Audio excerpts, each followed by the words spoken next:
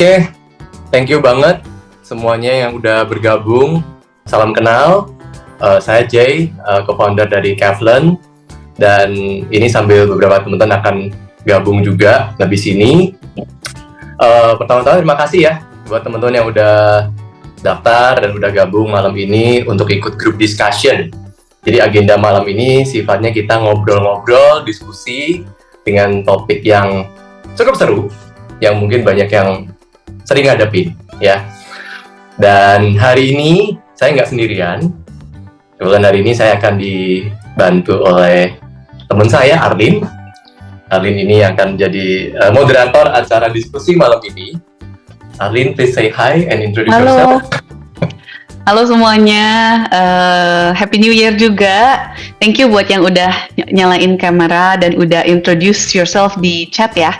Aku dari Jakarta, hari ini akan moderate group discussion ini, ngebantuin Mariko dan Jay di sini, Kevlen. Aku sendiri udah pakai Kevlen dari sejak berapa tahun yang lalu ya, Jay? 3 tahun yang lalu. Ya, dari COVID. Oke, thank you Arlin.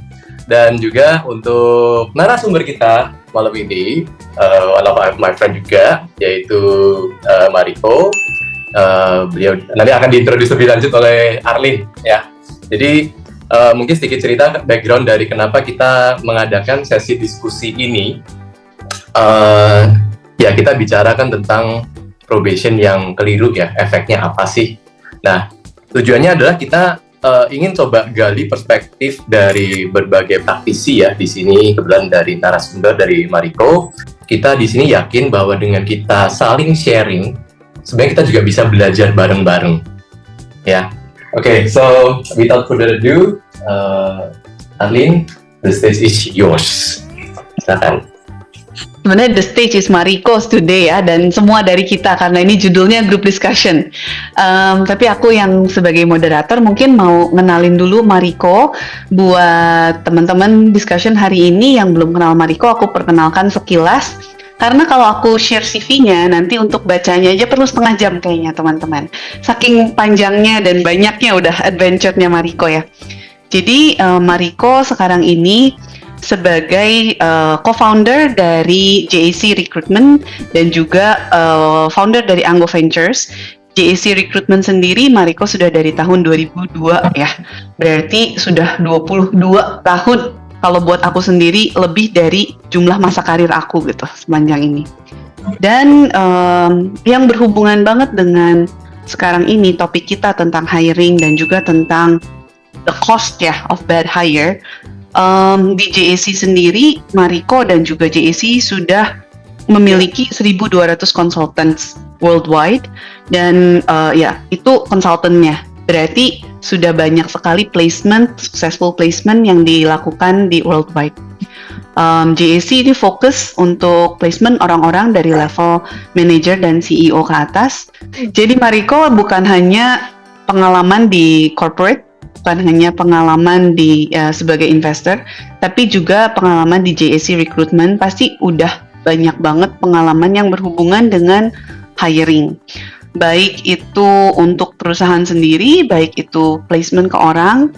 Jadi hari ini mungkin sebagai pemantik topik ya, sebelum kita sharing juga sama teman-teman yang lain, kita bakal ngobrol-ngobrol nih sama Mariko about the cost of bad hire dan terutama dalam masa probation. Oke, Mariko, mungkin aku pengen mulai dari satu pertanyaan ya. Kalau kita ngomonginnya sekarang adalah the cost of bad hire, especially in probation. Boleh nggak cerita kalau buat Mariko pribadi, apa pengalaman paling buruk, paling parah gitu yang pernah terjadi, kesalahan yang paling disesali saat merekrut orang? Oke, selamat malam semuanya. Thank you for having me here. Saya bukan orang yang probably very expert in this area, but at least I do have 22 years experience. Sama plus juga ini never ending stories di my investment juga. At the end of the day, all investment kita setelah kita ada pendanaan, and nextnya itu adalah talent at the end of the day. Ya, jadi we're just only talking about talent wherever that we go. Mau investmentnya, mau startup, mau apa, semuanya it's about talent at the end of the day. Nah, mungkin saya waktu saya mulai dari my career di JAC itu saya merasa sekali bahwa betapa minimnya pengetahuan kita mengenai cost yang kita akan keluarkan bila kita melakukan bad hiring gitu ya, bad hiring. Nah, kalau saya selalu tanya ke my manager itu banyak manager kalau ditanya kalau umpamanya lakukan bad hiring tuh berapa sih costnya gitu. Yang biasanya yang mereka lakukan itu, yang mereka jawab itu adalah, let's say you bad hiring selama setengah tahun, let's say. Nah, itu yang dihitung cuma 6 bulan dikali gaji netnya dia. Ya, jadi kalau dia dapatnya 5 juta, dia cuma hanya menyatakan, oh, the company just only lost about 6 months di time 5 juta gitu. That is the only amount of money yang dia dapat, yang dia katakan. Tapi sebenarnya it's totally wrong gitu ya. Totally wrong karena dari proses hiring sampai dapat dari candidate sampai dia keluar, bila orang itu keluar baik-baik nggak apa-apa, tapi kalau orang itu keluar sebagai seorang kriminal dan dia membawa 20 nasabah terbanyak Anda, yang terbesar Anda dibawa ke kompetitor Anda, dan itu masalah gitu. Nah, mungkin untuk jawab pertanyaan Arlene adalah yang terjadi di klien saya ya, kebetulan karena saya juga bekerja untuk klien saya, adalah dia tidak melakukan background check jadinya. Jadi yang dia lihat hanya hard skill-nya aja. Dia lihat, oh oke, secretary, this, oke, good, dan let's hire. Jadi hiring-nya cepat banget.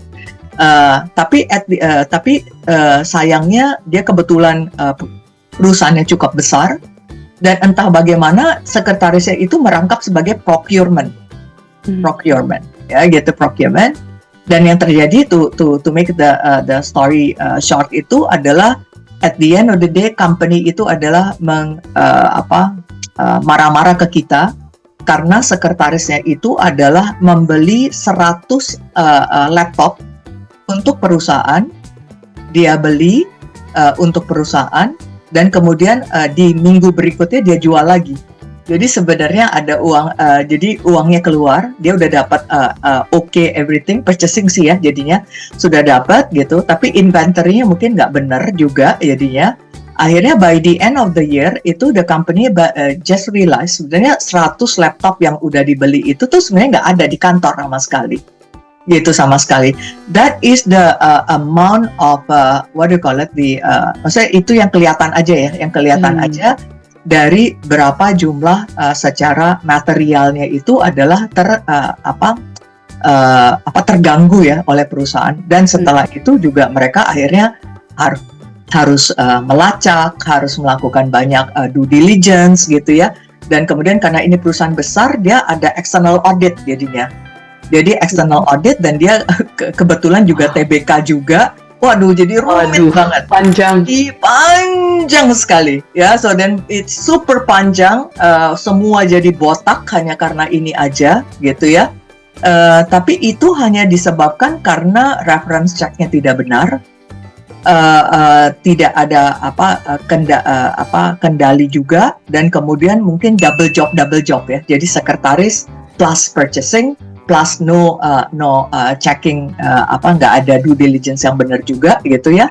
Nah, itu akhirnya terjadi gitu, yang kayak gitu. Nah, mungkin itu salah satu contoh yang mungkin paling mudah, karena ini positionnya bukan position manager ya, bukan betul, sekretaris ya.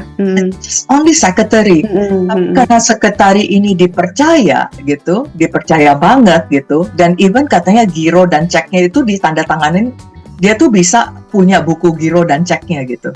Jadi karena terlalu dipercaya juga. Jadi ini kayaknya it's a super konyol banget gitu. Apalagi untuk perusahaan di kelas TBK. Tapi it happens karena kita semua manusia gitu. Probably the simplest bad hiring case that kita dapatkan Dan karena TBK dan itu ada external auditnya ya, jadi kita keseret terus gitu. Kita terus ditanya-tanyain terus. Ya, Gitu. masalahnya itu nggak akan selesai hanya dengan Tidak. kita memecat orang itu gitu ya. Tidak sampai Rembetannya banyak. rentetannya banyak sekali. Dan jadi kalau umpamanya kita hitung 1 jamnya CEO dan para director yang disibukkan oleh karena karena masalah seperti ini, saya mau tanya berapa 1 jam itu sebenarnya man hour kalian di harganya berapa gitu ya. Kalau kita double check barista di Starbucks, 1 jam 1 orang barista itu harus menghasilkan 1 juta paling dikit, 1 juta per jam. Oh, Jadi kalau Anda 8 jam barista itu maksudnya tidak melakukan kerjaannya, si Starbucks itu akan kehilangan 8 juta. Dan saya yakin CEO harusnya punya sekitar 20 kali man hour productivity harusnya. wow. Yang di atas itu harusnya kan ya. Coba bayangkan itu kerjaannya cuman hanya mengurus permasalahan gitu yang seperti tadi gitu. Mungkin kalau boleh tahu jadi kalau aku ngelihat dari list partisipan hari ini nih Mariko, ini range-nya cukup besar ya.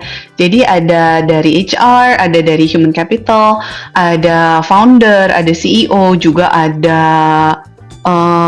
beberapa lagi yang datang sebagai pribadi, mungkin yang memang pengen tahu lebih lanjut gitu di sini. Nah, sebenarnya selain di titik rekrutmen kan ada masa probation juga.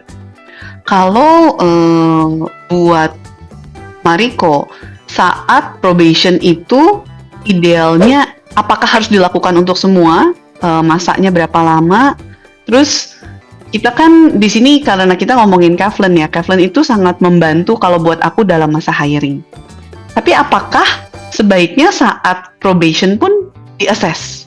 Jadi menurut saya assessment itu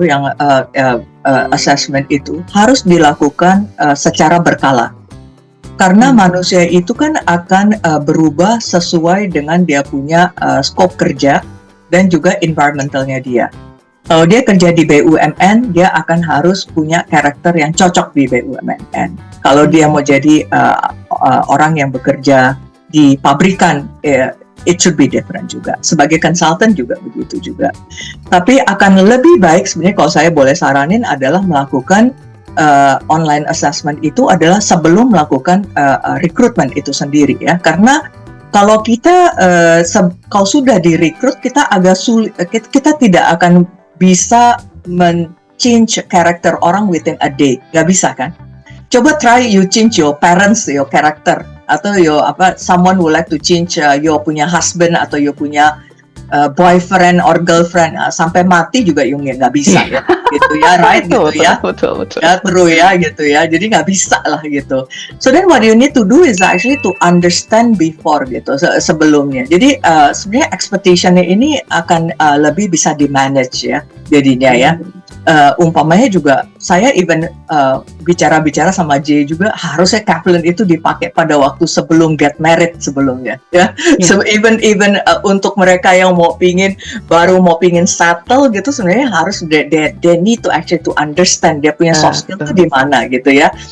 Especially let's say something yang sesuatu yang kita nggak bisa lihat di luar, umpamanya behavior dia di finansial, umpamanya orangnya tukang boros, yang satunya adalah sangat pelit sekali ya gitu ya, yang satunya investment melulu, yang satunya sama sekali today is today, I want to actually to buy anything ya I have to buy now gitu, yang kayak gitu. Nah itu sebenarnya banyak sekali yang menyatakan bahwa divorce itu datangnya itu karena perbedaan karakter, bukan karena yang lain ya gitu ya. Jadi sebenarnya kita perlu dan secara berkala kita juga perlu lakukan itu sebenarnya bukan untuk corporate aja, tapi sebenarnya untuk kita sendiri. Diri sendiri banyak orang atau banyak kita termasuk saya juga, saya merasa bahwa kalau umpamanya Arlene can do this and that gitu ya, saya mau pingin dong kayak Arlene gitu ya. Padahal kita tidak pernah cek apakah kita punya karakter setnya tuh tepat atau tidak gitu. Kita punya background yang sebenarnya kita memang bisa copy paste ala Arlene nggak gitu. Jadinya sebenarnya hal itu tuh bisa kita lihat lewat online assessment, and kita bisa ngelihat kita punya strength dan weakness kita sebenarnya. Hmm. Jadi itu seperti kayak you pergi ke dokter kalau kita nggak pakai hasil lab itu berarti curhat ya, just talk session aja with the doctor. Oh, I think I sakit kepala, I think this gitu. Akhirnya you cuman hanya actually it's just only talking session aja gitu ya. Nah, itu. Tapi kalau Nggak ada lewat hasil darahnya gitu ya, nggak ada sama parameternya. sekali. So nothing that you can talk about it gitu ya. Jadi sebenarnya itu assessment itu ada untuk kita sendiri. It's not for many people that think that actually itu hasil assessment untuk company, dan tidak ada yang salah dan tidak ada yang benar sebenarnya. Gitu. We should know our strength gitu. Kita tiap orang itu harus menjadi leader diri kita sendiri ya gitu ya. Cuman sayangnya kita nggak tahu itu, dan kita biasanya adalah sudah kecebur dulu baru kita memaksa diri kita gitu ya. Bisa dibilang Contohnya Kevlin ini kayak hasil tes lab gitu ya, untuk betul. kita tahu pathway ke depannya kayak apa. Jadi kalau saya tahu Kevlin lebih cepat, mungkin saya tidak mau jadi CEO-nya, tidak mau jadi foundernya JEC mungkin ya. Karena kenapa? Saya baru tahu sebenarnya saya introvert. Extrovert itu hanya pemaksaan gitu untuk saya, karena it's a apa ya, let's say karena pekerjaan gitu. Tapi capek sekali saya energinya tuh drain banget gitu ya gitu ya. Jadi saya lebih suka kalau umpamanya saya di kamar saya yang kecil ini, dan saya 24 jam hanya ngelihat data, itu adalah kesenangan saya gitu. Tapi karena saya tidak pernah ketemu Kevlin sebelumnya, saya pikir saya bisa kayak Jay. Nah, itu salah besar. Energi saya kebuang untuk sesuatu yang sebenarnya tidak perlu saya lakukan. Nah, itu sebenarnya sayang sih. Coba saya ketemu Jay lebih cepat ya, Jay. Mungkin ngomongin kalau personal application ya, aku sendiri pakai Kevlin itu selain buat hiring di company, juga untuk assess anak-anak. Jadi Kevlin ada testing yang memang behavioral testing yang untuk anak-anak. Jadi di situ aku ngecek juga ya, apakah pola komunikasi dan pola disiplin aku sebagai orang tua ke anak-anak itu udah cocok untuk mereka. Soalnya anak 1 dan anak 2 beda gitu kan, gak bisa disamain. Nah, tadi ngomongin juga, Mariko, kalau ngomongin soal hire tadi ya, tentang keuangan.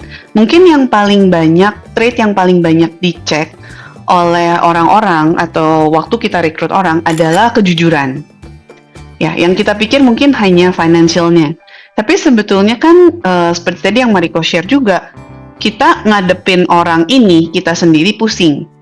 Mungkin ada juga kalau yang pola komunikasinya nggak cocok gitu ya, atau ininya nggak cocok, kita sendiri yang bingung ngadepinnya. Dan yang sekarang sering disebut, ini orang toksik gitu. Nah, itu juga seharusnya bisa dicek kan ya lewat Kevlin. Mungkin nanti aku akan minta Jay share kalau ada case study-nya.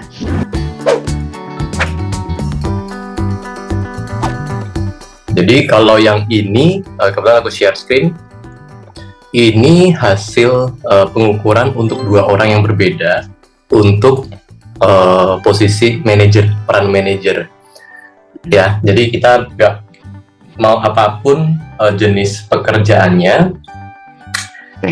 Ada. Kalau mau nanya dulu Jay, Ya. kalau aku lihat gini, aku langsung lihat ini biru semua, yang kanan udah pilih biru aja. Oke. Yes, we'll go there. Kita akan ke sana. Nah, jadi kalau untuk peran manajer, apapun posisinya, itu sebenarnya ada 8 critical soft skill ya.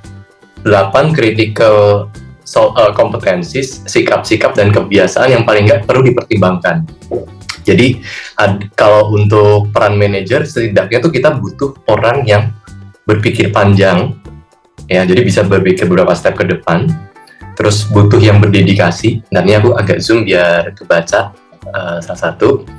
Butuh yang berdedikasi, terus analitis dalam berpikir. Data kolektor itu bicara tentang tingkat kedetailan dalam menggali data, mengumpulkan informasi, mengatur strategi, visioner, berhati-hati, dan juga antisipasi. Setidaknya ini 8 yang perlu dipertimbangkan dulu. Hanya saja nggak selalu semuanya bagus. Dan hal-hal yang dimunculkan di sini itu nggak langsung kelihatan saat kita interview. Nah, sebenarnya kalau pada saat nanti orangnya dites itu, ini bisa diukur.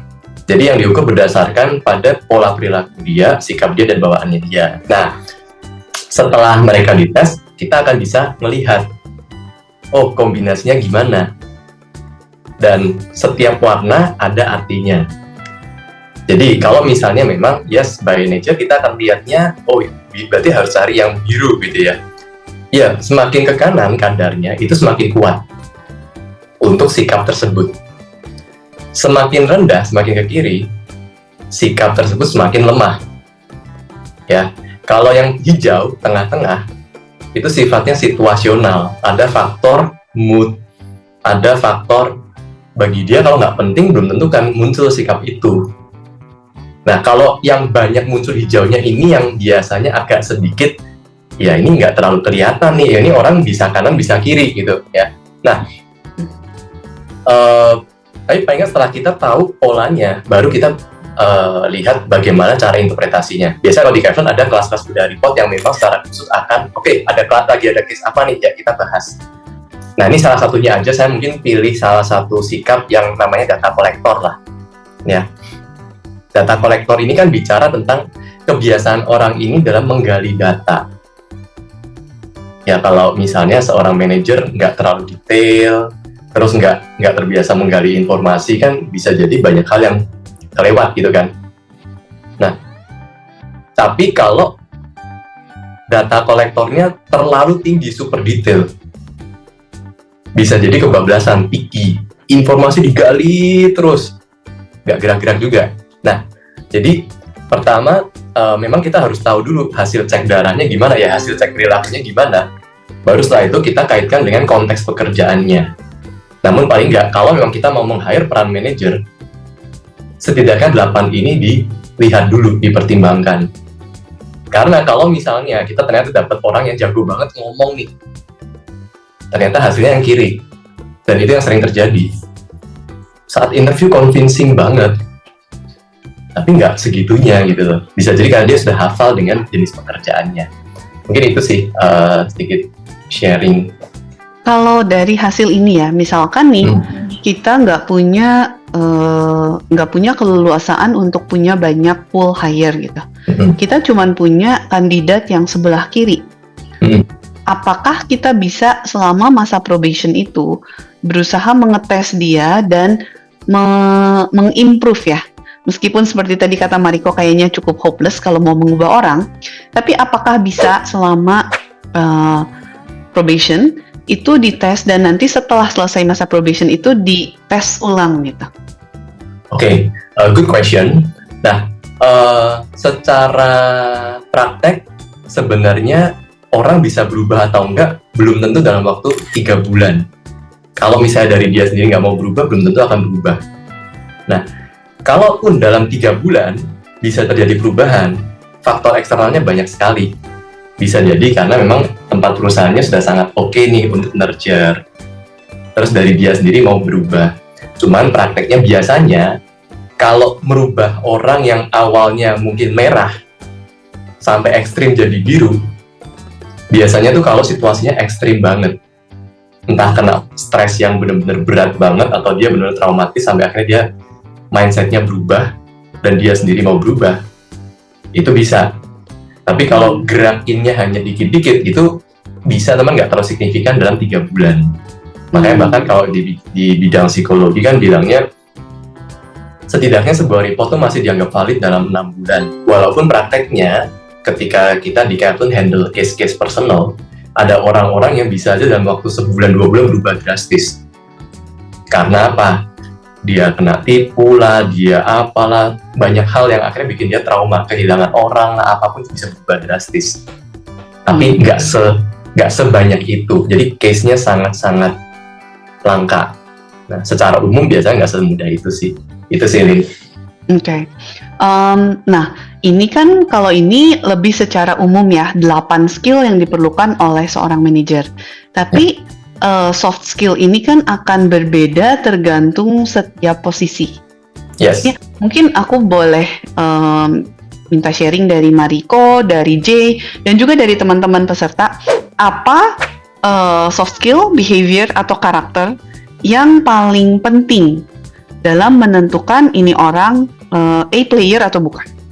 Mungkin dari saya ya, sekarang kita banyak sekali aplikasi atau banyak sekali bantuan-bantuan yang kita bisa dapatkan secara digitalisasi ya. Jadi kalau in my correct me if I'm wrong gitu, at the end of the day kita merasa bahwa hard skill itu nggak terlalu sulit sekarang. Tapi yang paling sulit itu adalah bila kita ini nggak bisa dapatkan orang yang bisa execute ya gitu ya. Jadi eksekusi, I think makanya kita selalu di mana-mana kita pergi adalah selalu punya problem di leadership di Indonesia. Leadershipnya tuh susah banget katanya. Ya di perusahaan yang small medium, di JEC aja kita ada 9 expat. Aduh, masuk perusahaan cuman rekrutmen aja harus ada expatriate ya. Sebenarnya bisa dilakukan oleh lokal sebenarnya kan, right gitu ya. Restoran apa dari leadershipnya, Mariko, yang paling jadi masalah? Mungkin yang jadi masalah adalah biasanya tidak bisa menyatakan straightforward lah pendapatnya gitu. Jadi lebih senang dicintai oleh teman-temannya daripada menjadi kurang terlihat baik lah gitu ya. So then everyone would like to be seen as a Santa Claus in a way gitu ya. Ada good, ada badnya, tapi kalau sebagai leader kadang-kadang juga harus keras juga gitu in many ways gitu ya. Dan kemudian juga practically adalah kadang-kadang kerjanya tidak by standard. Jadi SOP-nya bisa berganda jadinya ya. Jadi hari double ini standard gitu double ya. standard, besok bisa beda lagi dan seterusnya gitu ya. Nah akhirnya membingungkan semua orang kan jadinya kalau double standard. Nah ini yang mungkin hal-hal yang sebenarnya kalau di leadership itu diperlukan sekali sih. Kemudian mengerti targetnya dan bagaimana how to get it that the target is actually to be done sebenarnya. Jadi kalau banyak cerita sih banyaknya problematiknya yang kira-kira sama adalah gimana sih ya dapetin orang manager yang bisa menjalankan tugasnya until end tanpa perlu harus kita tanya-tanya progresnya tanpa harus digebah-gebah gitu ya. Jadi akhirnya begitu banyak kerjaan yang kayak mandor gitu ya. Nah, mandor itu kerjaan udah selesai belum gitu. There's no responsibility in each assignment gitu ya. Nah, mungkin ini sekarang yang this kind of strength itu tuh, this kind of soft skill itu sangat diperlukan gitu ya. Menurut saya untuk bisa membuat satu perusahaan, satu organisasi, satu keluarga itu bisa melakukan tugasnya dengan baik dan sempurna gitu ya, sempurna gitu. Mungkin itu kali ya yang sekarang saya lihat selain soft skill lain yang memang diperlukan saat ini di banyak organisasi ya gitu ya. Mungkin dari yang lain ada yang mau share atau yang mau bertanya tentang itu? Mungkin sambil nunggu yang lain mau berpendapat juga boleh ya. Ini aku sedikit nambahin. Jadi kalau di Kavlen kita kan juga ada fitur custom ya, di mana klien-klien pengguna Kavlen ini bisa pilih sendiri ketika dia mau hire si A, si B, mereka bisa kayak checklist, oh posisi ini saya mau hire yang kriteria soft skill-nya ini. Posisi itu kriterianya ini gitu ya. Nah, ada hal yang menarik yang waktu kita coba tarik setahun terakhir ketika company yang pakai fitur custom itu, soft skill apa aja sih yang paling baik dipilih? Yang paling banyak muncul nomor satu itu drive-nya dia untuk menuntaskan pekerjaan. Itu kayak banyak banget yang pilih gitu loh. Kenapa ya? Itu yang pertama. Kedua, eksekusi yang tadi Mariko bilang ya. Iya, kayaknya bagi company itu ya mau sejago apapun, tapi kalau bagi mereka kerjaan nggak kelar itu fine, itu issue gitu loh. Jadi dorongan menuntaskan pekerjaan atau istilahnya di kita tuh completer itu banyak yang pilih. Itu yang pertama. Orientasi target. Kedua, bicara tentang mindsetnya ketika dia bekerja itu drive-nya benar-benar mengarah ke satu titik atau sekedar ya yang penting jalan aja gitu. Terus ada growth mindset, itu dipilih. Jadi dorongan dia untuk mau belajar tuh sebesar apa. Kemudian ada tentang komunikasi ya, bagaimana tata bahasa, bagaimana untuk bisa menjelaskan sesuatu, itu dilihat. Terus ada compliance dan juga teamwork. Jadi 6 ini paling banyak ketika kita waktu tarik data ke belakang. Lucu ya, ternyata dari segitu banyak company yang pilih attitude ini cukup banyak gitu loh. Jadi mau apapun posisinya bisa ditarik kesimpulan ya, kayak ya tuh soft skill itu yang seperti itu yang dipertimbangkan, yang penting juga selain yang manajerial tadi. Tuh. Ada pertanyaan dari Christine, kalau integrity masuk nggak? Ya, integrity ada. Itu nomor ke 8 atau 9 tadi saya baru nyebutin sampai 6. Jadi kalau mau di list ada integrity, terus masih ada grit ya, ketahanan banting, tahan banting itu ada. Cuman yang paling banyak itu yang menuntaskan pekerjaan itu tinggi banget sih. Ini dari Andrew dan Caroline mau bertanya. Halo, Happy New Year ya buat everyone.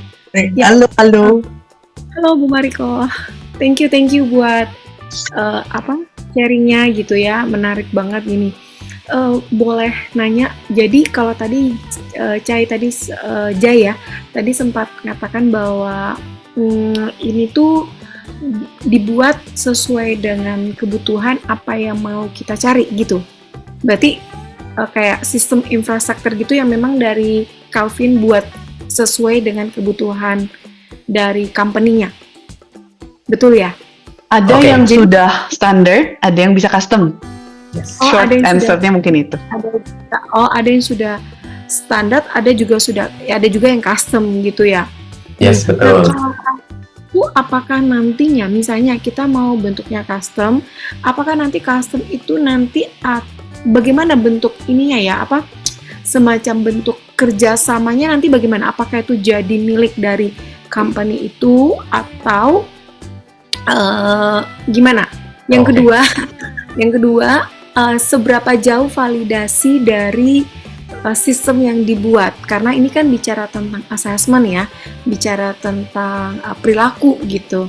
Nah, seberapa jauh validasi yang memang namanya manusia ya, kadang kan banyak orang itu supaya dilihat baik, ada kan yang memang udah biasa gitu loh main dengan assessment, jadi dia sangat bisa memanipulasi. Nah, apakah bisa diukur validasi dari mereka mengisinya gitu, Jay? Ya, thank you. Oke, thank you. Ini mungkin nanti saya coba jawab yang pertama dulu. Jadi kalau yang pertanyaan pertama adalah tentang tesnya seperti apa gitu kan ya. Jadi kalau di kita memang ada report-report yang sudah set. By the way, ini tidak merubah pertanyaannya ya, Caroline. Jadi pertanyaannya di kita tuh cuma satu aja, reportnya bisa beragam. Gitu. Oh, dari satu pertanyaan? Satu set pertanyaan, reportnya bisa beragam. Oh. Gitu. Jadi single entry. Nah itu nanti mungkin kemarin saya sempat waktu sama Pak Idris sempat share beberapa, nanti bisa kita jelaskan lagi. Nah jadi dari satu set of questions, begitu sudah orang mengisi, itu sebenarnya datanya sudah terkolek. Nah pengolahan reportnya itu tergantung request mau report yang jenis apa. Itu yang pertama. Ya. Jadi mau untuk report anak-anak, mau untuk report manager, mau untuk report toxic, mau untuk report apapun itu sudah ada pilihannya. Nah, kalau yang tadi tentang custom, itu adalah setiap company itu punya kayak culture sendiri-sendiri. Punya, walaupun mau hire posisi yang sama, tempat Bu Caroline, tempat Bu Arlin, tempat Pak Dendi, Bu Ripka, misalnya mau hire posisi yang sama jenisnya. Tapi beda industri, beda skala perusahaan kan, bisa beda user juga bisa beda kriteria. Nah, pertanyaannya nggak dirubah, hanya kriteria attitude yang dimunculkan itu yang bisa berubah sesuai dengan kebutuhan. Nah, itu model custom yang istilahnya custom untuk job fit. Nah, kalau tadi pertanyaan yang ketiga tentang kalau custom ini apakah bisa jadi milik perusahaan, milik ini. Nah, ada custom yang ketiga, biasanya ini hanya untuk rekanan. Jadi kalau mau bikin kayak report khusus hanya untuk company A, karena mereka mengadakan pelatihan-pelatihan yang topiknya seputar ini itu gitu ya. Ya udah, isinya hanya seputar poin-poin yang dibutuhkan itu saja yang muncul, yang lain nggak muncul. Tapi itu nggak bisa, maksudnya artinya memang hanya untuk company itu, jadi bukan untuk, maksudnya nggak bisa nggak diberikan ke company. Kalau memang ada kerjasama untuk yang khusus seperti itu bisa. Jadi itu ada terms and condition ya. Itu untuk yang pertanyaan pertama menjawab Ibu. Nanti kita bisa ngobrol lagi kalau tentang Kevlennya. Nah, kalau yang pertanyaan kedua kan tentang validasi ya. Nah, ini kebetulan saya lihat di sini ada beberapa yang atau malah mungkin sebagian besar ya ini sudah pakai. Mungkin boleh saya minta tolong siapa yang mau share testimoni kalau masih relevan dengan topiknya, mungkin boleh share pengalaman. Kalau sorry Bu Caroline, mungkin aku bantu jawab. Bukan share pengalaman sih, tapi karena saya sendiri juga dari psikologi background-nya, kalau validitas reportnya ini sendiri, ini satu pertanyaan awal banget yang waktu itu saya tanyakan ke Jay. Jadi validitas report Kevlen ini sendiri, ini assessment sistemnya ini awalnya dari Belanda, dan validitasnya di atas 87% ya Jay, kalau tidak salah. Jadi validitasnya 87,3. ini 87,3. Nah, ya kurang 0,3. Tapi itu tingkat validitas untuk psychological assessment yang sangat tinggi. Jadi bisa dipakai internasional. Nah, sedangkan kalau tadi yang satu set pertanyaannya itu kenapa bisa applicable ke semua? Karena yang di-capture adalah pola perilaku. Pola perilaku dari 13 pola perilaku ini bisa menghasilkan kombinasi, permutasi, dan lain-lain itu yang bermacam-macam. Nah, dari situ tinggal aplikasinya ke arah mana? Apakah ke arah pengembangan, apakah ke arah rekrutmen gitu ya, apakah ke arah edukasi, itu kalau yang saya pakai. Oke, terima kasih kejawab, thank you. Thank you. Tadi dari parameter yang Jay bilang, kalau yang banyak dicari adalah eksekusi gitu dan lain-lain. Kalau ini kan lebih ke arahnya bisa dibilang kualitas secara personal orang tersebut. Ya, tapi kalau kasusnya bad hiring, yang sering terjadi bukan hanya dia pribadi ada drive-nya atau enggak, bisa eksekusi atau enggak, tapi gimana dia berinteraksi, baik dengan teman sekerjanya, baik dengan atasannya, dengan user, dan lain-lain. Nah, ini aku bacain pertanyaannya dari Pak Dendi ya, mungkin nanti kalau boleh di-share juga kasus yang tepatnya itu seperti apa. Kalau case-nya bad hire karena mishandling dari end user terhadap applicant gimana? Jadi kan HR tidak salah, tapi end user ini yang nggak bisa kontrol si applicant-nya. Nah, ini mungkin kalau dari saya mau nanya dulu ke Pak Dendi, apakah ini kira-kira pola komunikasi atau apa ya? Silakan Pak Dendi. Oke. Thank you waktunya Bung Mariko dan tim. Lebih ini sih penasaran ketika case-nya kan kalau kita kerja atau kita punya atasan, punya rekan, kayak ini HR-nya udah bener, skill-nya udah cukup, tapi kenapa ketika di pekerjaan itu pribadinya kok kayaknya nggak cocok sama timnya dan lain sebagainya, kayak gitu sih. Ya, totally make sense ya. Jadinya ini kecuali ini apalagi kalau saya tahu Dandi kan dari data ya, dari misalnya dari lebih ke IT technology background, betul ya Dandi ya? Ya. Ya betul ya. Nah itu kan orangnya unik-unik tuh. Karena kenapa saya bilang begitu? Karena suami saya juga datangnya dari orang IT juga ya. Jadi kalau ngobrol sama dia harus pakai WhatsApp. Kalau nggak bisa bicara nih jadinya ya. Jadi saya ngerti banget pengalaman berbicara dengan orang-orang seperti ini gitu ya. Oke. Nah jadinya mungkin ya itu harus di double check dulu. Maksudnya gini. Biasanya kalau kita yang berhubungan dengan technical matter atau teknologi gitu, biasanya yang dilihat tuh benar-benar outputnya banget ya gitu ya, Dandi ya. Dia boleh aneh banget, tapi kalau dia bisa Python-nya bagus, bisa programmernya bagus sih, biasanya sih lewat-lewat aja gitu ya. Mungkin yang akan susah itu bila dia jadi manager sih ya. Karena dia harus managing few people gitu. Jadi mungkin ada beberapa karakter. Jadi kayak di tempat saya juga di JAC juga ada orang yang buat dealnya tuh bisa miliaran. 1 tahun tuh bisa dapat, wah cepet banget gitu. 1 miliar, 2 miliar, 3 miliar, 4 miliar. tapi terus terang perilakunya sebagai seorang manajer atau kalau dia diangkat jadi manajer, wah itu yang di bawah semuanya pada bedol desa tuh semuanya. Jadi memang ada apa ya, maksudnya ada apa ya, soft skill yang probably memang tidak bisa diterima kalau dia itu harus managing people gitu ya. Nah jadi mungkin harus ada beberapa positioning yang harus kalian punya in order to actually to make sure Anda bisa terima orang itu dengan polanya yang masing-masing gitu ya.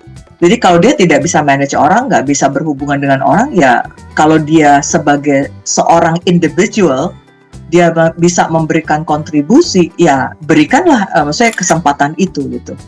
Tidak perlu semuanya jadi manajer kan at the end of the day. Tapi kalau itu akan masalah kalau you angkat dia jadi manajer gitu.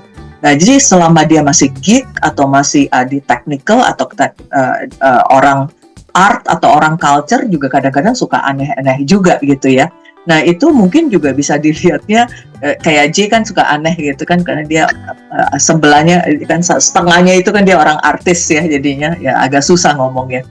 Jadinya but anyway gitu apa company-nya tuh bisa manage nggak gitu, maksudnya bisa terima itu nggak gitu. Tapi mungkin sebagai seorang manajer atau dia yang menjadi orang yang harus membawa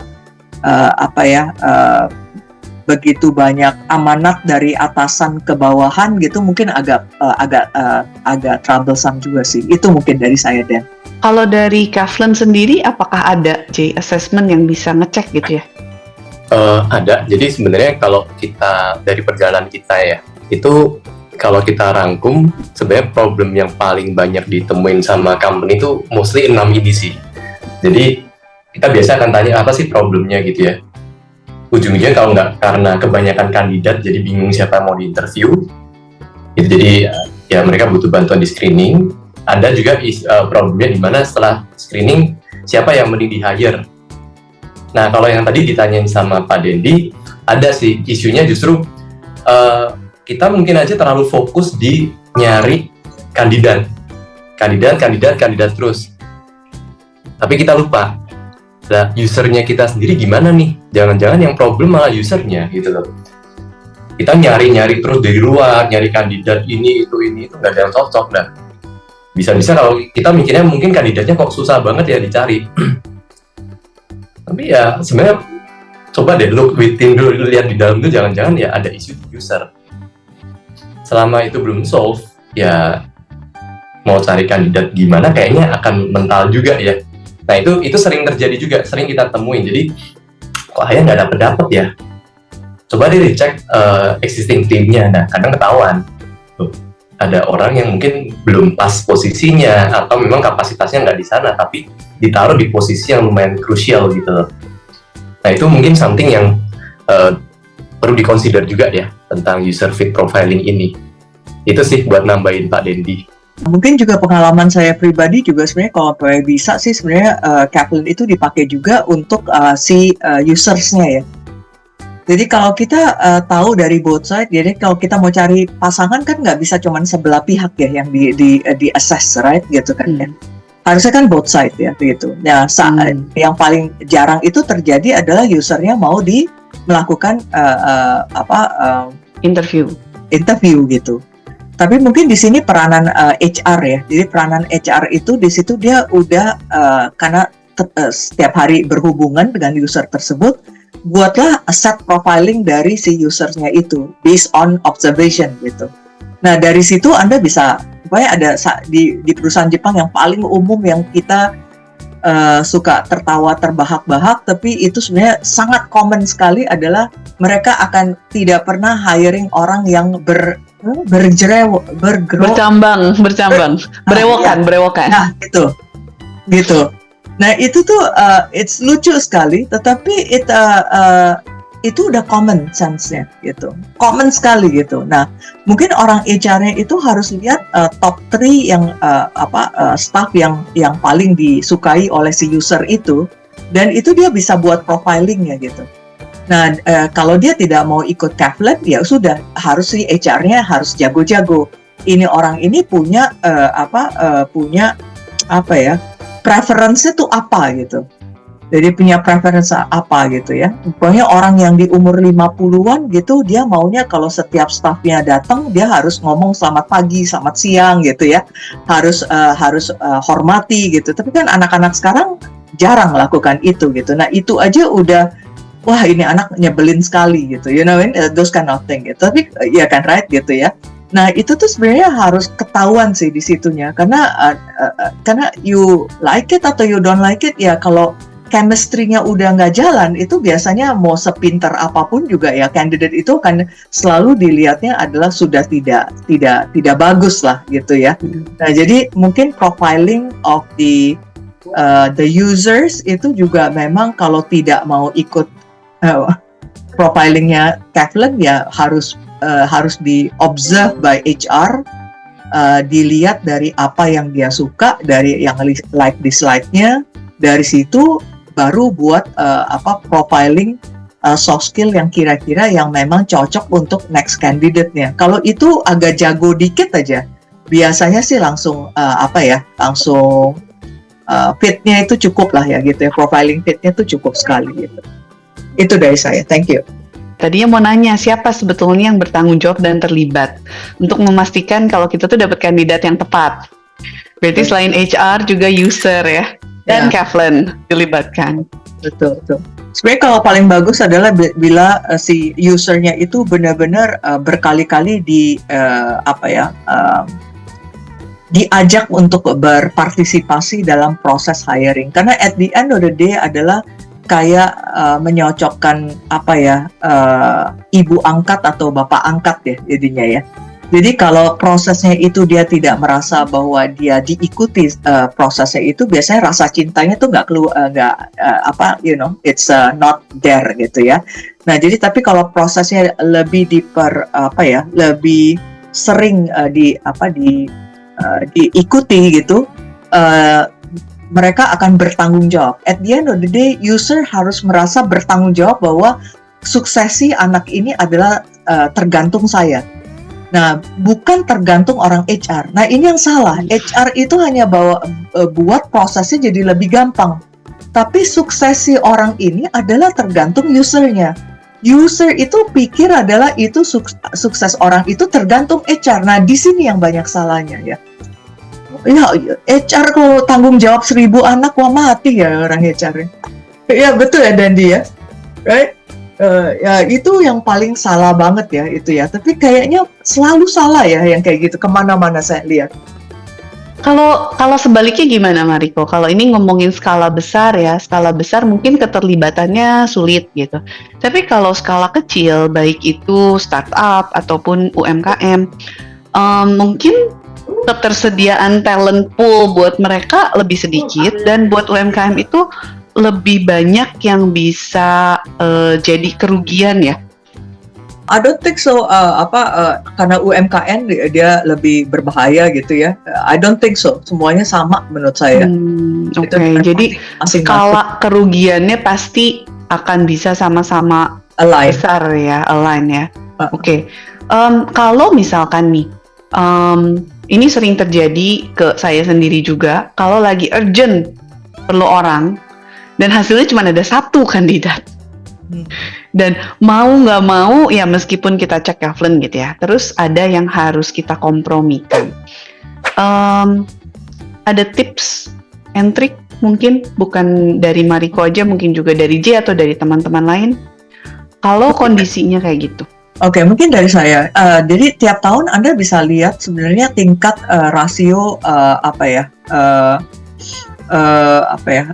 living ratio dari yo punya tim gitu ya. Jadi betul, ada satu company yang terkenal TBK tapi dia punya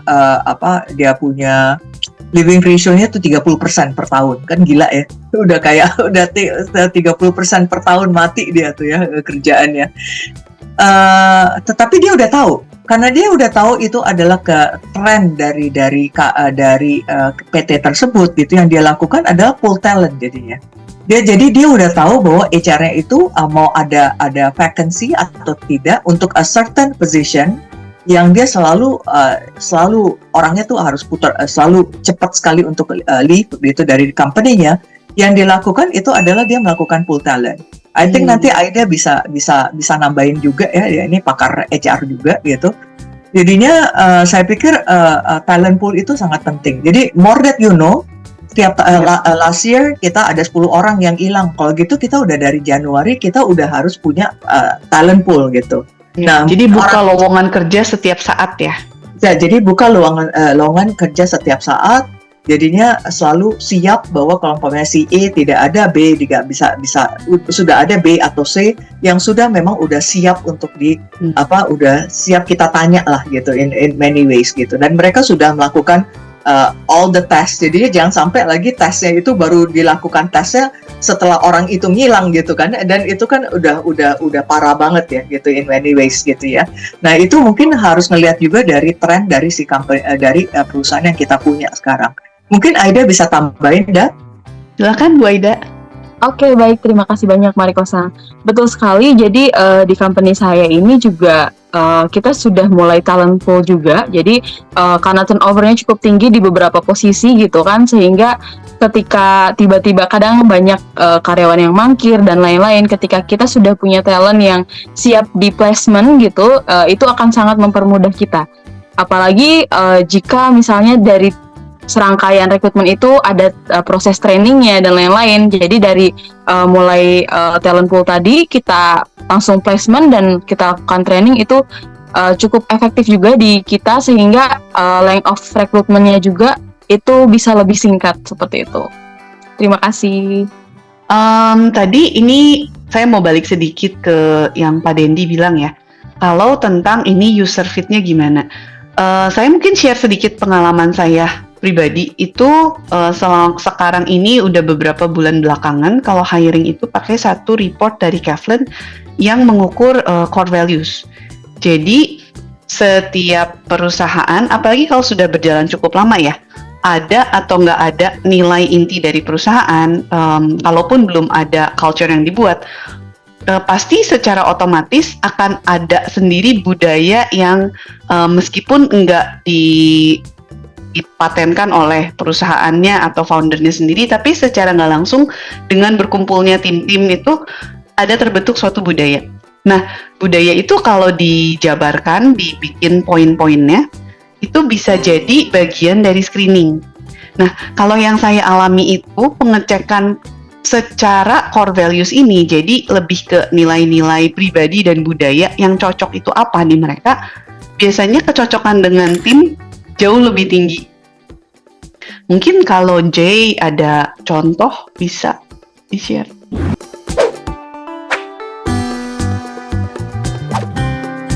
Ya, ini salah satu contohnya. Oke, jadi kalau yang tadi dimaksud sama Arlene, Core Values Report, jadi ini salah satu reportnya Kavlen yang memang dipakai untuk mengukur kita di kampus sendiri tuh apa aja sih key attitude yang bagi kita penting. Nah, itu untuk menggambarkan core values kita. Jadi misalnya, contoh ini core values-nya dinamain horses ya. H-nya tuh high standard, O-nya opportunity finder, R-nya result first, and so on. Nah, pertanyaannya high standard-nya yang kita expect, itu attitude-nya apa saja? Nah, itu bisa dipilih sendiri nanti dari kriteria yang ada di Kavlen. Contohnya kalau di company ini, high standard itu bicara tentang kebiasaan orangnya untuk mengatur strategi deh, tinggi apa enggak. Harus optimis juga orangnya. Terus sama ada dorongan untuk berkompetisi. 3 ini yang dianggap penting untuk mewakili core values high standard. Kemudian ada core values solutive in every cases. Solutifnya bagi company ini bicara tentang negosiasi. Karena mau jago, mau analitis, tapi kalau negosiasinya nggak kuat, mau solutifnya kok kayaknya nggak pas bagi company ini. Makanya mereka settingnya, solutif in every case, itu kriterianya adalah negosiator, kreatif memecahkan masalah, dan inisiator. Nah, ini report, salah satu report custom core values yang biasa dipakai oleh perusahaan yang sudah punya core values. Sehingga saat, seperti tadi yang Arin bilang, ketika mau hire, yang dilihat pertama kali itu key attitude-nya bagaimana. bisa masuk Nah. gak sama tim yang Yes. sudah ada sekarang, bukan hanya usernya gitu ya, tapi in general yang ada di perusahaan itu. Betul. Dan juga selain core values juga akan dilihat di breakdown strength-nya orang ini apa, weakness-nya apa, dan seterusnya. Itu. Back to you, Lin.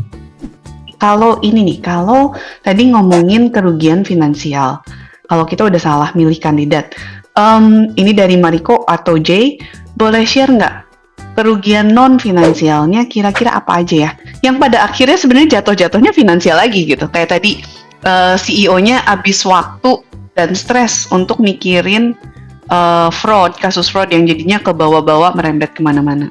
Ini kalau kasus fraud itu kan kelihatannya very buruk sekali gitu ya. Tapi sebenarnya umpamanya contohnya yang saya belakangan ada sedikit, bukan masalah tapi sedikit pertanyaan juga ke Jay juga. Gimana sih caranya untuk bisa detect candidate sebelum pada waktu kita mau ingin hiring, orang yang bisa bicara apa adanya, dan dia bisa straightforward gitu ya kalau lihat ada satu masalah. Jadi saya lihat ada beberapa ada candidate yang dia bagus sebenarnya, tapi dia tidak enakan. Tahu ya, orang-orang model gini tidak enakan ya. Jadinya dia udah tahu masalah di kitchen, ini kayaknya aneh, ada sesuatu yang tidak benar gitu. Tapi karena dia tidak mau menjadi orang yang dilihat ya kurang baik gitu oleh teman-temannya, yang dia lakukan adalah dia diem-diem aja gitu kan ya, sampai terjadi masalah kitchen sampai terbakar gitu ya, karena tidak kelihatan gitu ya, dan itu kan masalahnya jadi merembetnya panjang sekali ya menurut saya ya. Mungkin secara material hanya kecil gitu, tetapi akhirnya jadi begitu banyak masalah yang harus kita benarkan karena insiden yang terjadi gitu. Jadi akhirnya jadi begitu banyak yang harus dikerjakan juga gitu perintilannya. Nah ini yang hanya kalau kita dapetin orang-orang yang punya karakter, kayaknya ada sesuatu yang aneh, nggak ada, yuk kita langsung bicara langsung ke kita punya atasan kita yuk gitu. Itu aja juga akan membuat kita jadi lebih, sebenarnya kerjanya akan lebih baik ya gitu, yang seperti itu ya. Jadi menurut saya sih hal-hal yang kayak gini kelihatannya kecil, tapi kalau diakumulasi itu membuat orang jadi repot. Ada 10 orang tiba-tiba harus alokasi 3 jam dari waktunya. Itu akan membuat jadi energi, dan kemudian productivity, efisiensi juga jadi jelek. Itu sama satu lagi, bila terjadi satu masalah, biasanya akhirnya tingkat kepercayaan jadi turun jadinya. Jadi kalau umpamanya ada satu yang masalah lagi, kemudian juga akhirnya hiringnya jadi tersendat-sendat. Tidak berani lagi untuk melakukan hiring lagi. Coba ada masalah ya, fraud atau apa gitu, wah jadi hiringnya nggak ada yang mau hire lagi gitu. End of the day ya gitu ya. Nah itu cukup banyak masalah ya. Tapi kalau saya lihat balik lagi adalah kitanya sendiri memang nggak lakukan preparation sebaik mungkin gitu ya. Kalau kita mau prepare kita untuk mau merit dengan calon pasangan kita perlu 3 tahun. Tapi kalau waktu mau hiring kayaknya cepat banget ya. Maksudnya kayak gitu. Padahal kita is like a marriage, right? You know it, right? Sebenarnya. Jadi sebenarnya waktu hiring itu harus paling lambat deh. Harusnya paling alokasin waktu gitu, bukan cepat-cepat gitu sebenarnya. Jadi due diligence harus cepat sebenarnya kayak gitu. Jangan cepat-cepat sekali gitu. Nah itu yang biasanya aku lihat selalu kadang-kadang permasalahan datangnya dari situ ya, Arlene. Mungkin aku mau nambahin juga ya, umumnya yang kita sering hadapin ya, salah satunya yang tadi disampaikan oleh Mariko ya. Jadi efek dari bad hiring kan ya productivity turun, terus moral timnya juga jadi keganggu ya. Ini kok efeknya ada aja drama terus gitu ya Mariko ya. Ya betul. Drama nggak kelar-kelar ya, moralnya jadi turun, terus reputasi brand kita juga jadi turun. Tapi ada yang naik, komplain ya kan, komplain naik, drama naik, stress level naik, dan ya memang malah efeknya tuh jadi kayak suasana kerja kok datang ke kantor atau datang ke tempat kerja kayak serem ya, ada apa ya, jangan-jangan hari ini ada apa lagi, ada apa itu. Terus mungkin yang zaman sekarang yang paling agak bahaya adalah kalau orang merasa tidak nyaman dan tidak merasa dianggap diperlakukan kurang baik, quote and quote dari perspektifnya dia, yang dia lakukan adalah lewat sosial media ya. Nah itu lebih repot lagi sih. Lebih repot lagi gitu. Jadi dia hantam semua perusahaan punya social media. Saya ada satu perusahaan yang harus semuanya akhirnya di take down social medianya. Waduh. Ya, karena di attack semuanya ke social medianya semuanya. Kayaknya Jadinya tadi betul. itu efeknya panjang sekali ya kalau kayak Efeknya gitu ya, dan panjang nggak bisa nggak bisa Iya. diapa-apain. Ya, dan akhirnya kita sampai hiring ada satu agency yang dia bisa take down everything gitu, social medianya. Jadi productivity turun, employee-nya pada satu-satu ngilang. Kemudian kita harus hire lagi expertise untuk bisa benerin kita punya social media juga gitu ya. Jadi itu udah berapa kali lipat gitu ya jadinya. Kita hire ini orang untuk 6 bulan, 20 juta dikali 6 bulan untuk bisa membersihkan brand kita itu dari efek social media yang negatif gitu ya, Jadinya itu bukan main ya gitu ya. Sekarang ini permasalahan yang generasi sekarang di zaman sekarang ini yang kita nggak pernah mungkin bicarakan di 10 tahun atau 15 tahun yang lalu ya gitu ya. Betul. Tadi kayaknya Ripka mau share juga. Iya, aku kebetulan 3 bulan lalu mengalami bad hiring. I can share my experience. Jadi yang betul seperti yang di-share J di layar ini, bad hiring effect itu secara dinamika di dalam tim aku melihat kurang nyaman gitu ya. Jadi teman-teman yang lama itu kemasukan orang baru yang kayaknya kurang fit in dengan kita punya culture, itu teman-teman jadi kurang nyaman kerjanya. Lalu juga kebetulan aku kan toko dan waktu itu hiringnya pramuniaga sebenarnya, posisinya bukan yang strategis manager. Tapi ketika kita melakukan bad hiring, efeknya adalah dalam melayani customer, karena kan kalau pramuniaga itu kan garda terdepan ya, melayani customernya kurang pas, sehingga malah berantem dengan customer aku sendiri. Jadi kan reputasi nama tokoku ya yang dipertaruhkan ini. Nah, mungkin secara efek finansial yang kita hitung lebih ke gaji, tapi kan lebih daripada itu customerku ini ada value-nya sendiri kan. Iya kalau dia nanti balik lagi ke toko aku, kalau enggak, plus kalau dia cerita ke circle-nya dia, jangan ke toko ini, nggak bagus pelayanannya, itu kan ujung-ujungnya actually finance loss lagi, walaupun kita nggak bisa hitung sekarang. Jadi ya I can relate. Itu terjadi sebenarnya aku melakukan tes, cuman memang bukan based on culture ya, jadi lebih ke basic competencies. Kelihatan bagus gitu kan, biru-biru, udahlah ini auto hire lah kalau biru-biru gitu kan, tanpa kita lihat dari segi culture bagaimana. Lalu ketika masa probation, actually udah ada beberapa input dari karyawan lama, kok kayaknya ini kurang pas. Tapi kita juga masih kasih kesempatan ke orang ini, karena kayaknya bagus loh, dari psikotesnya bagus gitu, coba dulu lagi gitu.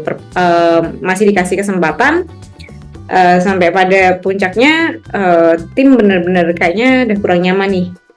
Ya udah, akhirnya kita nggak lanjut masa percobaan. Nah, setelah kita putus hubungan masa percobaannya, barulah saya tahu ini kemarin ada masalah dengan customer, sampai customer marah-marah gitu.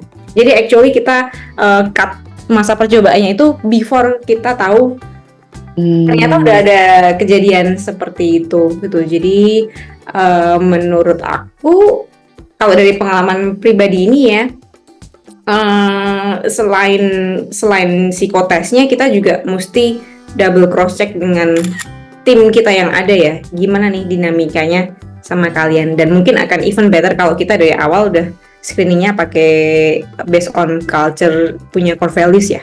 Itu sesuatu yang bisa di-assess selama probation adalah ini ya, dinamika di dalam timnya sendiri ya. Yes, practicalnya gimana gitu. Oke, thank you Ripka for the sharing.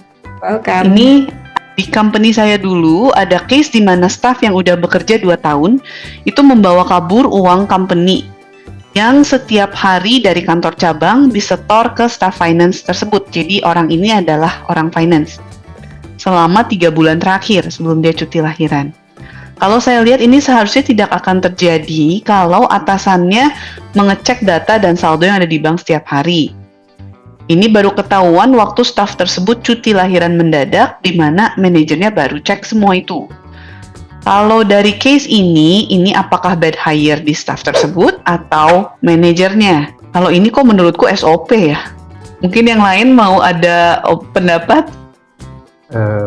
Boleh bercerita mengenai pengalaman di kantor?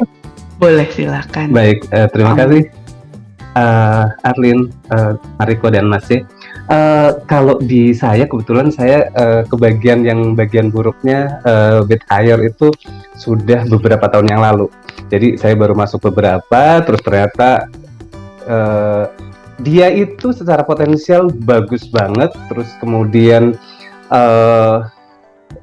sebelum masuk ke company ini, karena saya melakukan background check, hypo di sana, tapi ternyata begitu masuk di company kami ada attitude yang tidak baik, dan karena kami itu ada beberapa perusahaan dalam satu grup.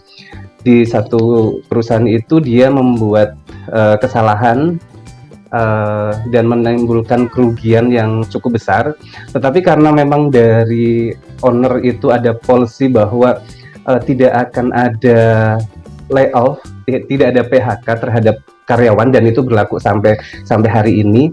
Akhirnya yang terjadi adalah yang bersangkutan dipindahkan ke ke company lain. Nah, tapi hal tersebut berlangsung di 4 perusahaan kami. Posisinya adalah asisten direksi, which is dia itu sebenarnya adalah posisi yang cukup krusial karena fungsinya dia itu salah satunya adalah menganalisa. Nah, dengan adanya kebijakan untuk tidak boleh melay-off, terus kemudian karena owner di kantor di perusahaan kami itu emang benar-benar begitu baik, di HR sebenarnya ini jadi masalah karena ketika diusahakan dengan atasan yang berbeda-beda, attitude buruk itu selalu muncul. Dan kemarin terakhir ketika saya berdiskusi dengan salah satu direksi yang ada di tempatnya, dia sebenarnya diberikan kesempatan untuk mengerjakan satu project dan salah. Dan direktur itu berbaik hati juga untuk menunggu perbaikan, dan setelah beberapa bulan masih belum diperbaiki. Nah, ini justru damage-nya sebegitu besar, tetapi kita juga HR tidak bisa melakukan PHK karena itu tidak diperbolehkan.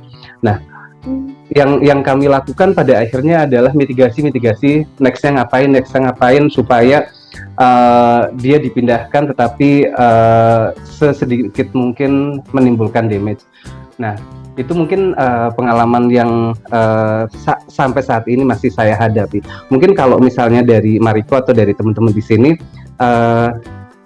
apa sih yang treatment apa yang bisa dilakukan untuk orang yang seperti ini, karena dia sudah cukup lama di kantor dan ada policy tidak boleh mem-PHK, tetapi memang posisinya juga gaji juga sudah terlanjur besar, jadi tidak mungkin diturunkan. Jadi Mungkin apakah ada komplikasi lagi kalau ini ternyata anggota keluarga gitu dari owner? bukan. Waduh. Dan ternyata bukan. Arun, kalau itu mungkin masih bisa inilah ya, dimaklumi untuk beberapa hal. Tetapi ini bukan apa namanya, bukan anggota keluarga juga. Dan terakhir kemarin saya kaget karena saya melakukan mapping dan ternyata working hour-nya dia itu dalam 1 bulan itu cuma 8 hari, which is atasannya juga tahu. dan itu memang sudah diberikan berbagai macam saran, termasuk mengetapkan KPI, dan itu selalu lewat. Dan sebenarnya yang paling buruk adalah karena dia kemudian mempengaruhi orang-orang di sekitarnya dan membuat situasi itu nggak nyaman. Dan orangnya itu selalu membuat keributan. Coba kita minta insight dari Mariko yang lagi geleng-geleng sekarang. Thank you. Kalau mau lihat baiknya, Anda dan kemudian teman-teman Anda dan bos Anda dapat pahalanya banyak kali ya. Jadinya kalau mau dilihat dari good side-nya ya, mungkin ya. Ya, tapi juga ya mungkin harus dicek juga ya bosnya itu kenapa dia melakukan itu. Mungkin ada background beliau yang juga membuat itu jadi core value dari perusahaan gitu ya. Jadi kalau Anda bisa lebih go deeper, kenapa sih dilakukannya atau diterapkannya agak sedikit aneh ya menurut saya, karena seharusnya tuh ya kalau kita bekerja di satu perusahaan ya yang hanya orang-orang yang bisa bekerja di situ ada yang memberikan kontribusi ya kepada perusahaan ya. Tapi mungkin harus dicek background-nya juga. Mungkin beliau ada pengalaman pribadi yang membuat dia itu mengambil keputusan itu menjadi core value dari perusahaan itu gitu ya. Dan bila itu sudah terjadi, sudah memang itu jago. Selama kita bekerja dengan dia ya kita harus memang bisa menerima ya, karena tidak ada satu orang pun perfect ya. Seandainya Among katakanlah jadi buka perusahaan juga mungkin Among juga banyak juga kesalahannya juga at the end of the day gitu ya. Jadinya kita sama-sama ngerti bahwa tidak ada satu orang pun yang perfect lah at the end of the day gitu ya. Tapi kalau kita tahu sedikit lebih go deeper, mungkin kita bisa lebih menerimanya dengan baik lah begitu ya. Gitu. Mungkin itu dari saya ya. Tapi banyak pahala kok pasti. Mungkin itu adalah penghiburannya ya. Ini oke. Jadi saya mau ada satu pertanyaan juga yang udah masuk dari Jessica. Tapi sebelum ke Jessica, mungkin dari Jay mau ada tanggapan buat Irela tadi tentang itu ya, tentang orang yang cuti terus baru ketahuan masalahnya waktu dia manajernya ngecek. Ya betul. Jadi umumnya kalau case kayak gitu tuh nyebutnya tuh langsung ada tim yang toxic gitu ya, atau fraud dan lain-lain. Cuman yang kita sering banget lupa itu tindakan fraud atau tindakan-tindakan yang kurang tepat itu ya. Biasanya kan karena ada triggernya, yaitu ada kesempatan gitu.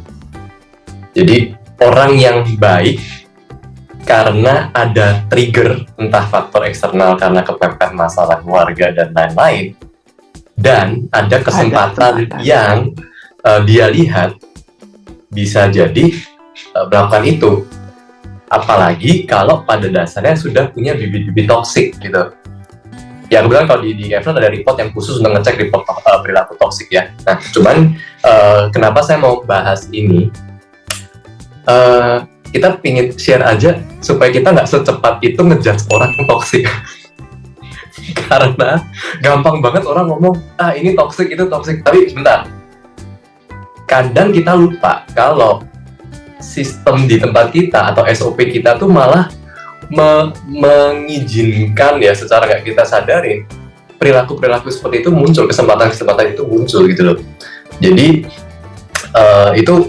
jadi untuk menjawab yang tadi ditanyakan oleh Bu Irela, bad hire dari staff atau manager, ya itu mungkin harus dilihat. Lah kok bisa nggak dicek saldo dan lain-lain, itu yang pertama. Pasti dua sisi ya, kita nggak bisa cuma bilang mana yang salah, pasti ada something yang keliru dari the whole system di perusahaan itu. Jadi itu yang mungkin tambah dari aku, kalau ada kesempatan yang trigger itu bisa memicu perilaku seperti itu. Itu sih, Lin. Nah, ya, jadi mengingatkan juga kalau tetap harus ada pagernya gitu. Kita bisa melakukan semua yang kita bisa, tapi tetap harus ada pagar-pagarnya, nggak bisa hanya mengandalkan ini orang sudah bisa dipercaya.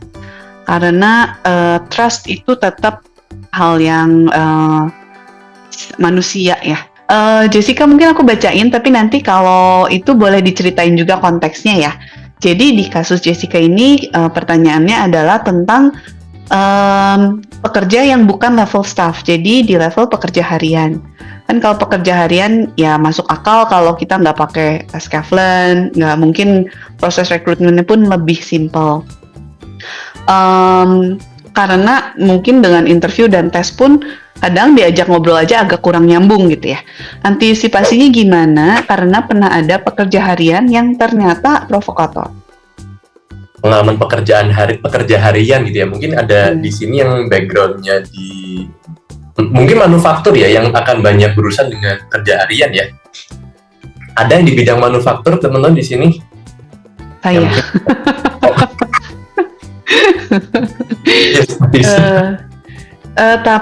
Tapi kalau dari saya balik lagi, memang di kami pun pekerja hariannya nggak melewati proses rekrutmen dengan testing ya. Biasanya yang interview pun usernya, aku kebetulan manajer pabriknya, terus ya konfirmasi sama CEO sama saya, itu pun cepat gitu. Nah, tapi basisnya apa? Basisnya manajer pabriknya sendiri udah paham banget tentang core values dan budaya di kita. Jadi dia tahu nih ini pokoknya pekerja harian meskipun pekerja kasar harus komunikasinya jelas, jujur, dan jadi bilang komunikasinya tuh dua arah gitu. Mungkin dalam level ini seperti yang Mariko bilang, dia berani ngomong dan bukan cuma nerima-nerima aja, tapi di belakang ngomong jelek. Dan provokator sebetulnya intinya itu ya, ngomong di depan sama di belakang beda. Jadi kalau dari saya pengalamannya adalah itu yang dititipkan ke manajer atau ke usernya yang berinteraksi sama mereka sehari-hari. Cuman memang ini tricky ya menurut saya ya. Mungkin dari yang lain ada yang mau sharing atau dari Jessica mau nambahin? Mungkin kalau dari aku karena yang pernah dialamin itu yang di level bawah yang akibatnya yang bikin perusahaan tuh ruginya bisa sampai ratusan. Wah. Gitu. Dari satu orang ini? Ya, jadi karena satu orang provokator dan tergabung dalam itulah, nah terus dia mempengaruhi semua. Baiklah. Nah, padahal kalau kita interview waktu itu kan waktu kita perusahaan waktu masih kecil, jadi yang interview bahkan pekerja kasar itu sempat kitanya sendiri kan. Nah, bahkan di momen itu dia lebih ke yang tipe kalau orangnya tuh kayak yang emang dari mukanya sebetulnya emang kelihatan ya kayak semacam kalau aku lihat tuh kayak pembunuh bayaran kayak gitulah, tapi cara ngomong itu halus. Terus waktu itu kayak dia minta tolong istrinya, lihat dulu kerjaan saya, istri saya lagi hamil, saya nggak ada uang, kita di sini ngontrak lah dan sebagainya kayak gitu ya, kayak orang ngikut lah, kita mau kasih berapa aja dia ikut, kamu bisa lihat kerjaan saya, tipikalnya kayak gitu sih. Ini kelihatan dalam berapa lama, terus dia tiba-tiba jadi provokator dan ke yang lain itu? 2 tahun, 2,5 tahun. Sebelum dalam beberapa bulan pertama benar baik-baik saja kerjanya. Benar, malah rajin banget, dia yang paling rajin. Ya bukan paling rajin lah, dia tergolong yang rajin. Kalau ada asosiasi memang agak sulit ya. Agak sulit. Cuman satu yang ini nggak tahu bisa diterapkan atau enggak. Kalau saya minta baik dari supervisor, asisten supervisor, pokoknya atasan langsungnya di perusahaan itu semua harus jadi mentor buat tim langsung di bawah dia. Jadi siapapun yang direct report itu mereka harus ketemu one on one setiap bulan. Nah di situ yang dibicarain itu lebih ke pribadi, lebih ke bener-bener mengenalnya lebih dalam ya. Mungkin malah yang diomongin tentang kerjaan itu lebih sedikit. Soalnya kemungkinan juga bisa jadi kayak yang tadi Jessica bilang, dia awalnya masuk dengan niat baik gitu ya, kerja baik, memang ada kebutuhan. Terus mungkin dengan perkembangannya, ya mungkin ada yang nggak nyaman dengan siapa dan lain-lain, malah jadi berkembang bibit buruk gitu. Kalau ada meeting one on one ini mungkin bisa ke filter nyampe sampai ke atas. Itu mungkin kalau sharing dari aku. Dari yang lain? Kalau aku mungkin nambahin, aku pernah dengar case memang yang seperti ini hanya karena iri ya, cemburu ya. Kadang cemburunya juga nggak make sense juga sih, karena hanya ya macam-macam lah case-nya gitu loh. Jadi kadang ya emang harus dilihat ya konteksnya gimana, dan mau sebagus kita sudah berusaha untuk kontrol dengan cara ada mentoring, coba ngajak ngobrol. Tapi ya kalau memang dasarnya ada nunjukin hal seperti itu, kalau aku juga ini tadi aku sempat ini ya ngobrol juga sama Arvin. Sebenarnya dari sharing hari ini juga artinya ada satu hal yang aku pelajarin ya. Ya memang at the end kita harus berani juga sih. Ya, kalau memang kita udah ngeliat ada tanda-tanda yang nggak oke, lebih tega dikit, jangan kasih kesempatan, udah langsung cut ya. Jadi mungkin awalnya baik ya, tadi yang Jessica bilang ya awalnya baik-baik aja, tapi begitu ada at some points ada situasi, entah faktor keluarga, ada kesempatan dari kantor kita yang nggak terlalu kuat menunjukkan bibit-bibit itu, kita juga mungkin harus tegas ya, kayak entah kasih SP dan lain-lain. Dan kalau memang sudah benar-benar kelihatan banget, jangan terlalu toleransi ya, karena at the end malah case-nya lebih besar lagi gitu. Jadi ya sedikit banyak belajar tentang risk management ya, jadinya ya nggak sih? Hiring ini juga tentang risk management gitu loh. Gitu. Mungkin dari aku itu ya. Sedikit tambahan untuk Jessica. Kadang-kadang unsur manusiawinya kita merasa kasihan itu bisa jadi boundaries buat kita untuk ngambil keputusan yang lebih masuk akal kayak gitu.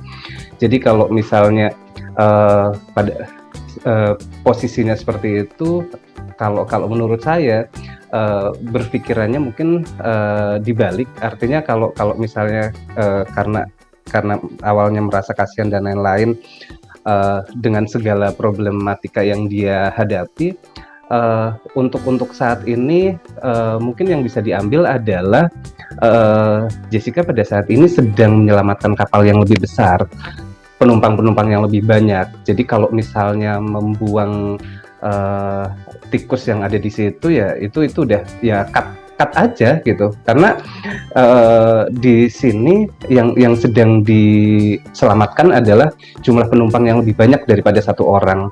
Menurut saya sih seperti itu, dan itu fair untuk orang banyak daripada kapalnya tenggelam hanya karena kesalahan yang dibuat oleh satu orang tersebut, si Jessica. Jadi ya caranya tetap elegan, ada step-step yang diikuti secara legal, hukum dan lain-lain itu diikuti dengan sesuai. Tapi pada akhirnya memang ya kalau mesti dibuang, saya pikir sih memang harus dibuang orang-orang yang seperti itu. Oke, dari teman-teman mungkin ada, kalau belum mungkin boleh minta Mariko share one last wisdom ya for tonight untuk kita semua. Silakan Mariko. Sorry. Again, saya masih pikir, saya termasuk saya sendiri, saya suka dimarahin juga sama Aida juga, gitu ya. So when we are talking about talent itu tuh kita masih ngelihatnya sebagai komoditas sih. Jadinya kayaknya we are not really take a lot of time gitu untuk even job spec-nya aja, untuk understanding sebenarnya kebutuhannya itu kemana gitu ya, untuk buat even job apa aja yang harus dia kerjakan, kemudian outputnya harus seperti apa gitu ya.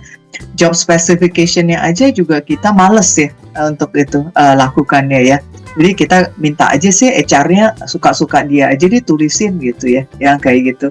So even saya sendiri adalah suka merasa bahwa kalau kita ngomongin soal beli mesin gitu mungkin lebih apa ya, kitanya lebih Gampang ya, spesifikasinya jelas. spesifikasinya jelas, apa semua jelas, you can go mau warna ini warna itu semua kita catat, kita tahu perbedaannya. Tapi more than we were talking about talent, kita males ya untuk lakukan itu ya. Jadinya mungkin kalau kita memang, saya nggak tahu ada berapa banyak orang di sini yang jadi leader yang nggak backgroundnya HR. Nah mungkin yang kalau saya belajar mengetahui saya punya weakness. Jadi kalau weakness saya bukan orang people banget gitu ya. Orang-orang yang tahu saya benar-benar saya orang angka bener gitu.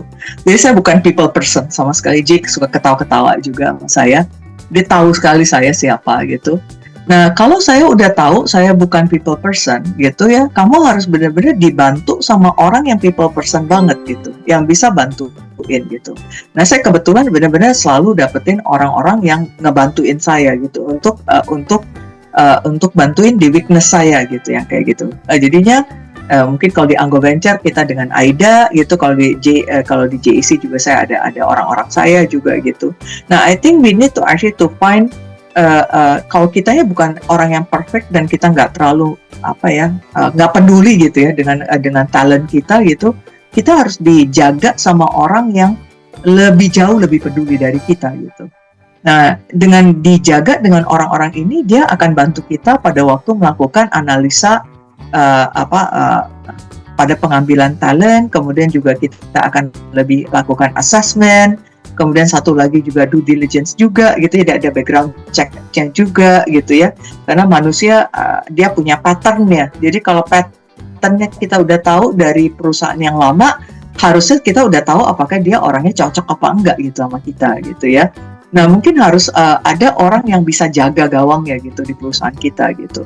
Nah saya sih daripada mencoba kita menjadi orang yang sangat punya frekuensi yang sama dengan pakar HR, lebih baik kita tahu bahwa itu adalah weakness kita, dan kalau kita weak di situ, kita dijaga sama orang yang mengerti gitu, yang benar-benar percaya dengan betapa human capital itu adalah sangat penting gitu untuk perkembangan perusahaan gitu ya. Kalau dari pembicaraan kita bisa hari ini juga bisa ngerti kayak Among, kayak Arlene, kayak Dandi sama Aida gitu, benar-benar orangnya manpower, benar-benar orang yang benar-benar based on talent gitu ya. So I think I need to actually kita benar-benar harus ngerti itu. Kalau kita sebagai leader, kita tahu weakness kita apa, kita gampang untuk cari siapa yang bisa bantu kita ya. Tapi kalau kita ngerasa bahwa kayaknya kita capable deh, tapi selalu bolong-bolong, wah itu another problem ya kayaknya. Jadi itu kita juga harus ngerti juga siapa kita, apa kekuatan kita, weakness-nya di mana, dan kita dibantu sama orang yang jauh lebih pakar di situ gitu ya. Kalau itu kita bisa dijaga, I think kita bisa lebih efisien sama lebih efektif.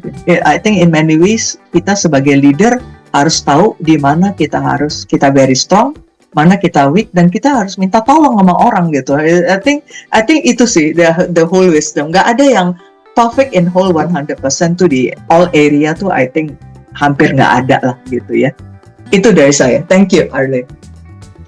Thank you Mariko, dan rasanya itu jadi fitting close buat kita hari ini ya, karena untuk growing kita bukan cuman membantu orang lain untuk grow, dan itu intinya kenapa human capital bukanlah komoditi, bukan lagi human resource gitu ya, tapi human capital, dan juga itu adalah jalan ke depan buat kita sendiri masing-masing. Dari mengenal diri sendiri, dari mengenal orang lain, dari situlah kita dan dimanapun kita berada itu bisa tumbuh. Thank you so much Mariko, dan semoga sesi hari ini buat teman-teman yang ikut, thank you buat yang ikut sampai akhir, bisa jadi dapat satu insight, ada satu takeaway yang jadi bekal buat kalian. Kalau bersedia boleh share juga di chat apa takeaway hari ini, dan sebelum kita mungkin mau foto dulu, nanti ada housekeeping notes dari Pak J, silahkan. Sebelum kita tutup, ini sedikit ada pengumuman buat teman-teman. Jadi event hari ini nggak akan stop di sini aja. Jadi kita masih akan ada rangkaian event yang akan berjalan selama setiap bulan akan ada. Nah, buat teman-teman yang mungkin baru pertama kali tahu tentang Kevlen, terus mau diskusi, mau tanya-tanya, boleh save barcode ini, bisa kontak tim kami, atau kayak yang memang sudah pernah kontakkan dengan saya, boleh nanti japri-japrian ya. Itu untuk pengumuman pertama. Nah, acaranya yang hari ini kita kasih judul sebenarnya nggak cuma tahu ya. Dengan tujuan apa? Ya kita tuh nggak cuma tahu aja. Karena sering banget kita udah tahu beberapa informasi, tapi tahu aja tuh nggak cukup. We need to learn ya, kita perlu apply, kita perlu belajar, dan salah satu cara belajar yang kita percayai ada dengan cara apa? Dengan kita berbagi, kita sharing. Orang lain bisa dengar cerita kita, temanya nanti ada berbeda ya. Ya, jadi supaya itu mengingatkan kita untuk ya, knowing is not enough lah, tapi apply apa yang kita pelajarin, apa yang kita tahu, itu akan jauh lebih berguna. Nah, karena itu akan ada lagi sesi berikutnya dalam rangkaian nggak cuma tahu, itu nanti di tanggal 23 Januari, tepat 1 hari sebelum konsernya Coldplay ya. Jadi buat teman-teman silakan join. Ini untuk pendaftaran silakan scan barcode bisa, atau enggak nanti kalau yang sudah bergabung di WhatsApp group kita juga akan blast. Silakan daftar, silakan gabung.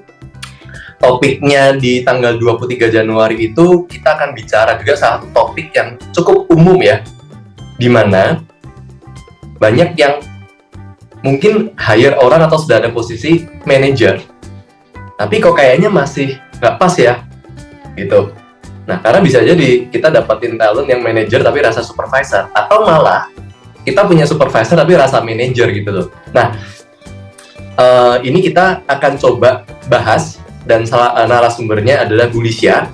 Ini salah satu teman saya juga, mungkin di sini beberapa kenal. Jadi beliau ya backgroundnya kita bisa bahas ya. Tapi dia punya capacity dan pengalaman yang cukup banyak di bidang financial, gimana reshaping the company, transforming industry. Jadi kita juga minta untuk sharing dong gitu di tanggal 23 Januari jam 7 malam. Ya, jadi silakan scan barcode ini buat kalau mau daftar, di screenshot dulu juga boleh. Nah, yang terakhir pengumuman. Nah, bagi yang sudah pernah tahu Kevlen, kita kan rutin akan ada bedah report. Jadi bedah report terdekat itu akan ada di hari Selasa dan Rabu depan. Jadi ini sesi yang memang dikhususkan buat membahas case study. Jadi kalau tadi kita di sesi ini kan sempat ngomongin tentang contoh hasil pengukuran ya. Nah, di sesi bedah report itu akan lebih spesifik, siapapun yang memang punya case yang sudah diteskan Kevlen bisa bahas di sini. Bisa daftar. Nggak ada case pun nggak apa-apa, dengerin aja nggak apa-apa, karena bisa jadi pengalaman-pengalaman yang dibagikan, kemudian case study dari hasil pengukuran kandidat, bisa jadi kita akan ngalamin sendiri juga. Nah, ini nanti akan di-blast juga oleh tim. Kalau misalnya ada yang mau scan barcode dulu untuk daftar juga silakan, mau screenshot juga boleh. Ya, jadi itu mungkin housekeeping informasi. Kita di tahun ini akan lebih sering mengadakan event-event dengan tujuan untuk learning, supaya kita bisa lebih grow lah ya tahun ini.